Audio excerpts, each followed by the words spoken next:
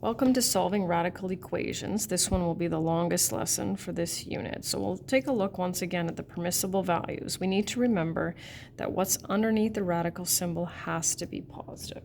So we know that we can't take the square root of a negative number. So we have to make sure that our radical is greater than 0. And so when we're solving, we have to kind of watch, we have to be careful, because when we square both sides, which is what we're going to be doing too once we've isolated the radical, we can end up with what's called an extraneous solution. So it means that our math is correct, but that our answer doesn't check, doesn't verify. And this happens any time, or can happen, when we raise equations to an even power. So we'll just get going right into it. So steps that are over here, I'll just read while I'm doing them. So the first step, and this is super important, is to isolate the radical. So we need to do that first. So we will add 5 to both sides. Okay, and of course our index in this case, right, is an understood 2. That's the square root of x. So then what we need to do is we need to raise both sides to the power of 2. So the opposite of taking the square root is to square, and what we already know that what we do to one side we do to the other, and we end up with x is 49. So we need to check all answers. In this case we only have one, so here's our check.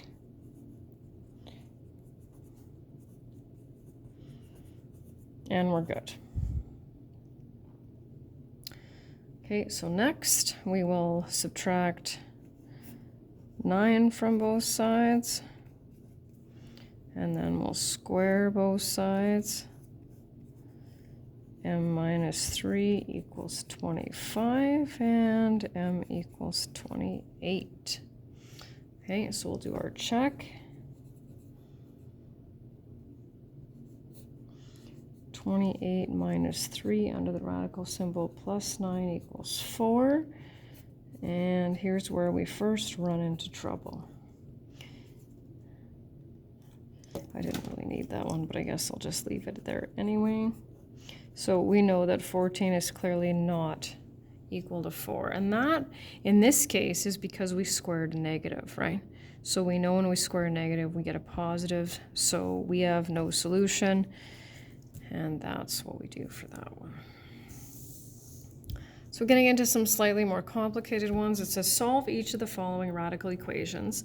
Remember to verify each value, identify permissible values, and write your answers in solution set form. So we know that for permissible values, we need to make sure that what's underneath this is greater than 1. And we're going to do it, but we can get answers that are, right? So for example, here we're going to have x is greater than, we can get answers that are greater than 1/2 and still might have to reject them. So unfortunately, that's just the way that it is.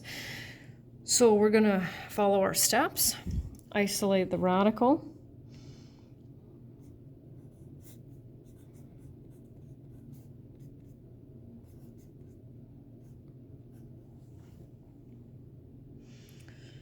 So I think what we'll do now we can technically square both sides, but I think what we'll do is we'll just divide everything by -1. And that doesn't have to be something that you do, you just have to really be careful. Equals x minus 2. I think that's what we'll do next. So then we will square both sides. Once we have the radical by itself, we can square both sides. And we know that the opposite of a square root and a squared is itself, right? Don't forget, this is going back now, so x squared minus 4x plus 4, okay? And now we're going to factor. So this is from Foundations 20, so that means we're going to move everything over to the right. So we'll subtract 2x from both sides, add, and now we'll solve by factoring.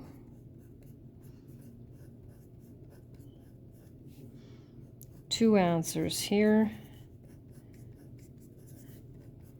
x equals 5 and x equals 1. So before we do our solution set, we're going to verify, and I don't need too many steps for that. I need the original though, that shows that you've taken your calculated value, right, and done that. 5 minus square root of 9. Okay, so I know that 5 works. And then we'll do the other one. You want to take your time too. 1 minus square root of 1.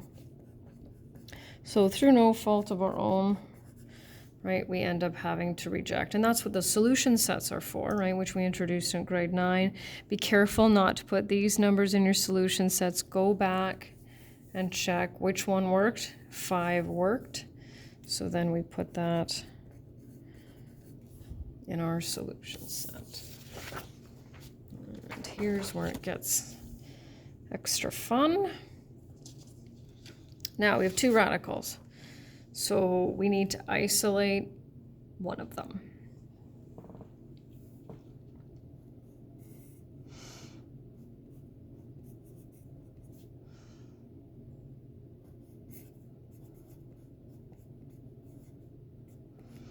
Okay, so we have to make sure that we don't put this underneath there, right? Because they're separate terms, they're not together. So we'll do the same thing, square both sides. And here's where it gets really interesting. So we know that this and this is going to give us this. And so the big question is, what is root 3x minus 5 minus 1 squared? And I think I will do that on a separate page.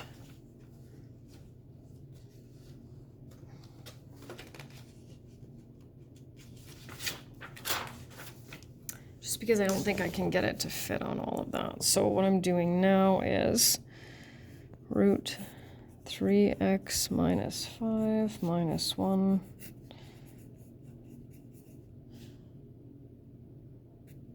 There we go. Okay, you can kind of see that now, right? So when we take root 3x minus 5 times root 3x minus 5, we get 3x minus 5, right? That's what happens. Because we basically squared it, right? We know that the square root and the squaring is the opposite. When I do my insides, I end up with, right, multiplying my insides, just like foiling. I get that, and I get another one of those. And then -1 times -1 is +1, which you can't quite see. Sorry about that. So now we need 2. These are like radicals. So we'll go with -2.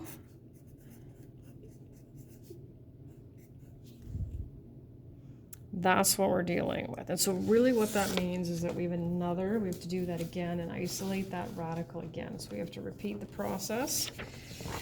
So we'll go back here. And this is where you really want to take your time, because these will be factorable. And if you get to the end and it's not factorable, you'll know you made a mistake. And the question will be, okay, how do you find it, right? Okay, +1. So we're going to once again isolate the radical. So I'm going to move, got -2x. So then I have 2 plus 5 is 7, minus 1 is 6. Okay, there we go. And you can technically square them again at this point, but I find it easiest just to divide, right? You can analyze it if it doesn't divide evenly into that, then I would say don't worry about that. X minus, whoops, get to that in the next step, right? There we go. Now it looks a little bit like the ones that we've done, so it just takes that extra step, and you need to work on squaring those radicals. So square both sides.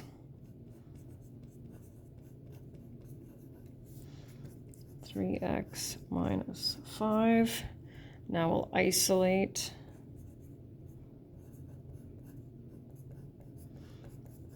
And lucky for us, of course, this one's factorable.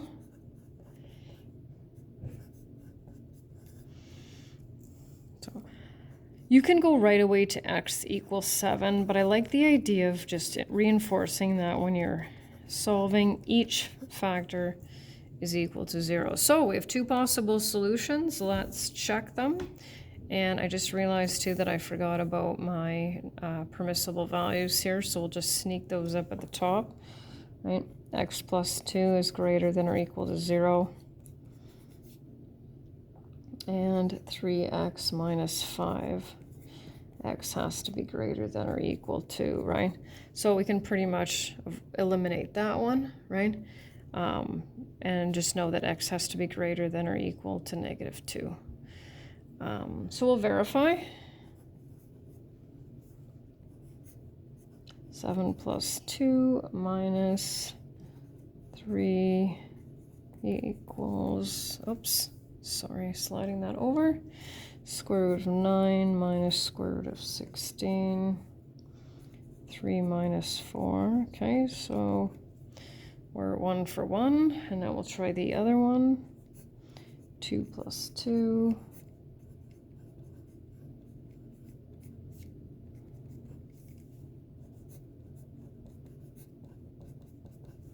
2 minus 1 does not equal -1, right?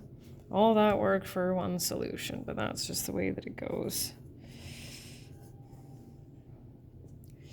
And there's actually another one that we'll do together in class. You can check the notes. It works along the same principle, so I'm actually not going to go through that one. I'll let you tackle that one and compare it with the notes. And then ask me if you have any questions. That's it.